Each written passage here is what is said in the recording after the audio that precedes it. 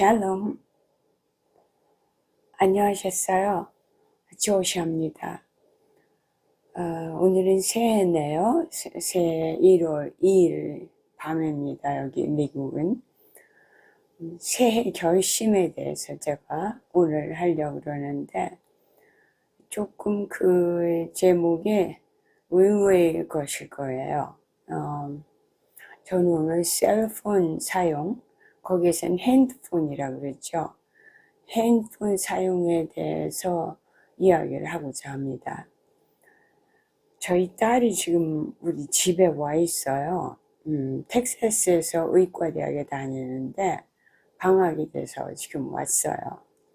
근데 의외의 문제를 저에게 얘기하는 거예요. 자기가 사실 공부하기가 힘들었다고, 혼자 살고 또 공부 양이 많고, 그러니까 뭐 다른 사람이 자기를 보는 사람이 없죠. 그러니까 핸드폰을 잡으면은 시간을 넘기고 보게 되더래요. 그래서 공부할 시간을 좀 뺏긴다고 이렇게 얘기를 해요. 그래서 이 생각하지 못했던 문제구나. 그래서 제가 방학 동안에 딸의 핸드폰을 관리를 하기로 했어요. 그래서 이제 공부할 때 학교하고 이제 연락하는 것이 있죠. 그것만 빼고는 이제 핸드폰을 2층에다 갖다 놔라. 이제 이렇게 됐어요. 근데 이것은 저한테도 새로운 게 아니고 저도 한동안 겪은 어려움이에요. 지금도 제가 조심하고 있거든요. 유튜브를 한다고, 연습한다고, 또 조사를 한다고 뭐 이래가지고 핸드폰을 잡으면요, 뭐 뉴스도 보게 되고 영화도 보게 되고 몇 시간은 어떤 때는 우습게 지나가더라고요. 그래서 저는 작년에 이 상자를 샀어요. 그래가지고 이 상자에다가 제가 필요가 없을 때는 넣어놓으려고 이 상자에서 이제 딱 넣어놓는 거죠. 그리고 이제 열쇠를 여기다가 이제 잠그고 빼고 이제 이렇게 할 수 있게 이제 해놓은 거죠. 이 상자에다가. 그런데 뭐 이게 전문적으로 이거를 넘버를 자기가 모여가지고 입력을 하면은 이 상자인지 뭐 이 파우치 같은 게 열어지게 그렇게 된 것들도 있더라고요. 그래서 아무튼 이 핸드폰의 관리가 상당히 심각해졌고, 이제 가까운 시일 내에 나라들이 그 핸드폰 사용의 관리를 못했던 거, 특별히 아이들이죠. 그럼 이제 젊은 사람들 이야기인데, 국가적으로 부정적으로 이 결론이 이미 나오고 있고, 인지능력이나 뭐 독해력 아니면 스펠링 이런 거에서부터 사회성, 그러니까 사람과 사람이 어떻게 관계를 하는가 이런 것도 굉장히 줄어들고, 제가 이 모자를 썼잖아요. 제 딸이 이거를 선물을 했어요. 저한테. 그래서 썼어요. 그리고 또 하나는 제가 이 모자를 쓰고 여기 가까운 이제 강이 있어요. 이 도시에. 강에 큰 배를 띄우고 그 배에서 저녁이나 점심을 먹는 그런 식당이 있어요. 배가 이제 왔다 갔다 하는 거죠, 강에서. 근데 이제 비싸죠. 그러니까 사람들이 되게 결혼 기념일이나 아니면 생일에 가요. 거기에 가족끼리 가든지 아니면 부부가 가든지 특별한 날 이제 그런 데 가는 거죠. 근데 우리도 결혼 기념일이 얼마 전에 있었어요. 그래서 이제 거기를 갔었거든요. 이 모자를 쓰고 이제 크리스마스 드레스를 입고 그러고 갔어요. 근데 이제 그 사회하는 분이 여기는 이제 뭐 몇십 년 결혼한 분도 있고 2년 결혼한 분도 있고 뭐 몇 년 결혼한 분들도 있고 생일도 있고 가족 아니면 부부더라고요. 그래서 밥을 먹다가 제가 그분들한테 이렇게 눈이 갔어요. 그래서 보니까 많은 분들이 부부가 양쪽에서 머리를 맞대고 앉아가지고 핸드폰을 보고 있는 거예요. 그래서 우리 둘이는 놀랬죠. 아니 결혼기념일날 또는 뭐 아내의 남편의 생일날 와가지고 둘이 서로 얘기는 안 하고 핸드폰을 보고 있다는 게 굉장히 아이러니하더라고요. 그래서 이것이 정말 심각한 사회 문제가 되고 있구나. 그래서 제가 이거를 새해 결심으로 이야기를 하면 어떨까. 그래서 오늘 이 주제를 가지고 와봤어요.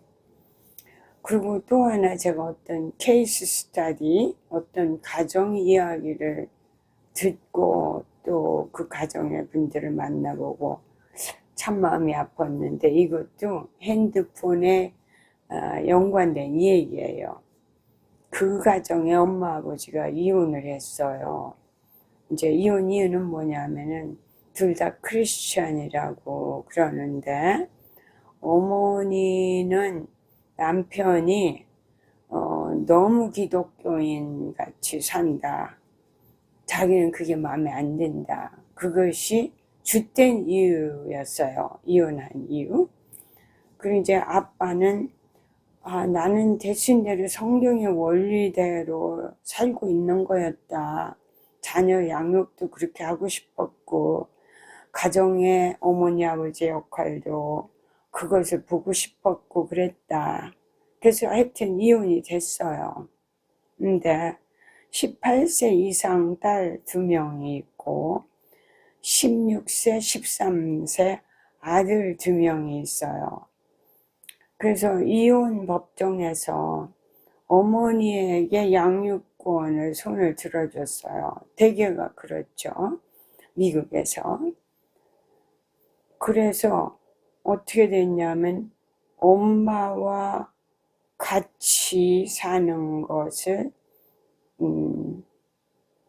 일주일, 아빠와 같이 사는 걸 일주일, 그렇게 이제 둘이 상의가 된 거죠.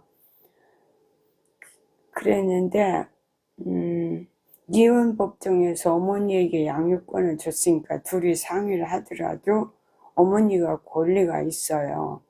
그리고 아이들한테도 너희가 하고 싶은 대로 이쪽 저쪽으로 왔다 갔다 할 수 있다 이렇게 했어요. 판사가. 그래서 처음에는 일주일씩 왔다 갔다 했어요. 근데 아버지 집에 와서도 핸드폰을 아이들이 켜고 있는 거예요. 그러니까 이제 아버지가 어떤 결정을 했냐면 아버지 집에 오면은 핸드폰을 네 맘대로 못 본다. 그러니까 아버지가 핸드폰을 관리할 것이다. 이제 이렇게 이야기를 한 거예요. 그러니까 이제 기본적으로 말하면 끼고 있지 못하고 핸드폰을 여기저기서 뭐 왔다 갔다 하면서 또 볼 수도 없고, 그리고 아버지가 너희는 안 보기를, 아버지 집에 와서는 나와 인간관계를 하고 또 뭐 게임도 하고 또 그 집은 뭐 사냥도 다니고 남자아이들이 할 것이 많아요. 그러니까 그런 게 시간을 재미있게 보내자 이랬어요. 그랬더니 그 다음부터 아이들 둘이 핸드폰을 맘대로 언제나 볼 수 있는 어머니 쪽을 택하는 거예요. 그래가지고는 그쪽에 있기로 했어요. 그리고 아버지 집에는 자기네가 무슨 재미있는 일이 있어서 오고 싶을 때만 오는 거예요, 얘네들이. 그러니까 아예 엄마 집에 살고 오고 싶을 때만 오고 이래 가면서 어떻게 하다가 그 어머니 친구의 아들이 있는데 그 집에 이제 하룻밤 잠을 자면서 놀러 갔다가 한국에서 말하는 야동 그것을 보게 됐어요. 그러니까는 아이들이 이제는 완전히 이제 우리를 같이 만났을 때도 그 핸드폰을 갖다가 휴대폰이죠. 휴대폰을 갖다가 놓을 수가 없이 그렇게 됐더라고요. 그러니까 말하자면 아버지가 핸드폰 때문에 아이들을 뺏긴 거예요. 그래서 그 가정을 보면서 야, 이거 심각한 문제다. 아빠보다는 핸드폰을 택한 거나 마찬가지 얘기가 된 거죠. 그래서 우리 사회가 언젠가는 가까운 시일 내에 큰 부정적인 결과를 지불을 할 것이라는 거를 생각을 했어요. 근데 이제 뭐 스웨덴이나 그 다음에 핀란드나 노르웨이 같은 데서 그 조사 결과들이 발표가 나오고 벌써 이제 학교에서 커리큘럼을 바꾸기 시작하고 이제 문해력과 그 스펠링, 한국에서는 스펠링이 어떻게 되죠? 하여튼 스펠링 의 문제가 아마 한국도 있을 거예요. 뭐 띄어쓰기 이런 것들이 약해지는 거. 그 다음에 손글씨, 핸드라이팅이 아주 약해지는 거. 그 다음에 큰 그림을 일을 해결하는 데 있어서 큰 그림을 보기가 힘든 거. 뭐 이런 문제들이 실질적으로 있는 걸 제가 눈으로 본 거는 우리 딸이 공부를 잘하는 아이예요. 그런데도 너 뭐 그 건물이 동쪽이냐 서쪽이냐 뭐 북쪽이냐 남쪽이냐 이러면 한참을 얘가 생각을 하더라고요. 방향 감각이 없는 거예요. 가만히 생각할때 GPS가 없으면 길을 못 찾아요. GPS라는 게 핸드폰이 GPS 요만하잖아요. 그러니까 조그만 그림만 계속 보다가 우리가 진짜 지도를 보면은 뭐 이렇게 크잖아요. 지도 같은 경우는 굉장히 커요. 이런 신문 이런 사이즈죠. 그러면 이거 위에서 이렇게 보면은 큰 그림이 보이죠. 아, 뭐가 어디 있고 어느 방향이다. 근데 GPS 핸드폰을 통해서 보면은 동서남북도 같지 않아요. 어떤 때는 이렇게 가죠. 위에서 아래로 내려가든지 뭐 아래에서 위로 내려가든지 이렇게 되는 거예요. 그래서 우리 딸을 놓고 제가 지도를 이제 지도 보는 걸 하자. 그래서 이건 여기 있고 그래서 지도를 가린 다음에 이제 너 그거 어디 있지? 뭐 이제 무슨 그로서리 스토어 이런 것들을 그러면 얘가 한참을 생각하더라고요. 근데 이거는 지도뿐만이 아니라 위에서 보는 거, 큰 그림을 보는 게 애들이 어려워진 거예요. 문제 해결에 있어서도. 그러면서 이제 핀란드, 뭐 노르웨이, 스웨덴 같은 데는 그 교과 과정을 손글씨, 뭐 문해력 이런 것들을 집중적으로 넣고 가르치고 그리고 핸드폰을 학교에 못 가지고 오게 하는 거, 수업 시간에 볼 수 없는 거 이런 것들을 강력히 하더라고요. 근데 일본의 경우는 보니까 2008년에 벌써 초등학교와 중학교는 휴대폰을 못 갖고 오게 벌써 결정을 했고 고등학교도 가져오더라도 봐야 될 때만 보도록 그렇게 하고 있더라고요. 일찍이. 그래서 제가 이 문제로 전화하는데 미국 신문에 이제 이게 났어요. Cell phones in classrooms dumbing down America's kids. 무슨 말이냐 하면은 휴대폰이 아이들을 교실에서 바보로 만들고 있는가? 휴대폰이? 이런 제목이에요, 이것이. 근데 이제 이 조사를 보니까 코비드 19 그거 한국에서 뭐라 그러는지 모르겠는데 이제 바이러스로 한 2년 정도 학교가 닫고 그랬죠. 그동안에 휴대폰을 본 것이 미국에서 3.8 시간이었어요. 그 전에는 그 바이러스 전에는. 근데 바이러스가 끝나고 나니까 하루 평균 7.7시간이 됐어요. 그러니까 학교 갔다 오고 7.7시간을 보려면 어떻게 되는 거예요? 그리고 이제 이 다음 신문에는 어떻게 났냐면 거의 아이들이 휴대폰에서 주의가 떨어져 있지 않다. 수시로 휴대폰인데 내 손 옆에 있는 거죠. 그렇게 해가지고 어떻게 아이들이 공부를 할 건가? 근데 이것이 아이들만의 문제가 아니라 저도 이거를 겪게 되는 거예요, 이 문제를. 그래서 저도 이런 거를 사서 필요가 없을 때는 이 안에다 넣어놓고 내 눈앞에 띄지 않게 이런 생활을 이제 하기 시작을 하면서 또 딸이 의과대학 다니는 아이가 와갖고 이거 핸드폰이 어렵다 이럴 정도니까 이게 진짜 문제다.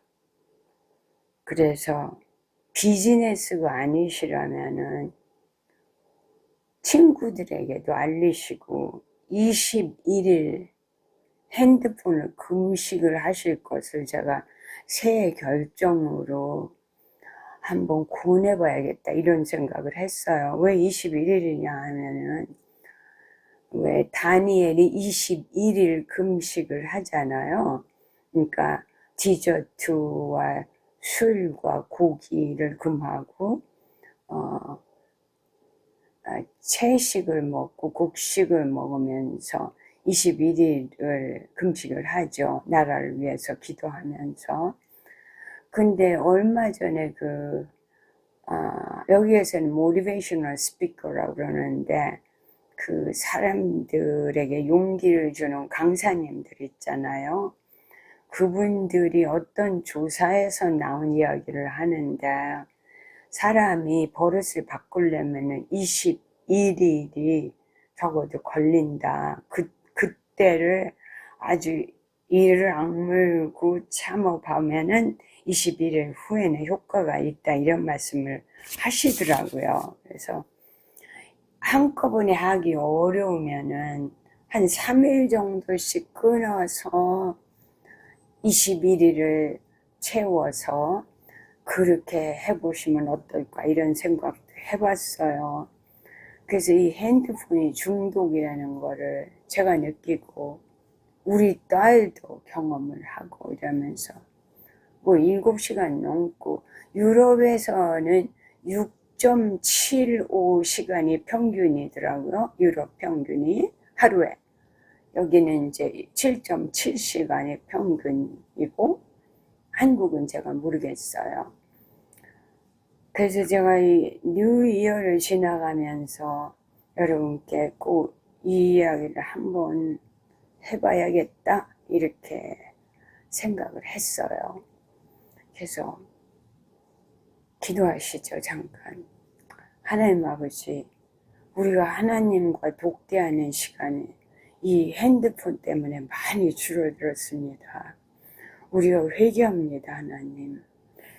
우리가 이 핸드폰 중독을 극복할 수 있는 힘을 주시고 또한 지혜를 주시고 무엇보다도 우리가 결정할 수 있는 용기를 주시옵소서.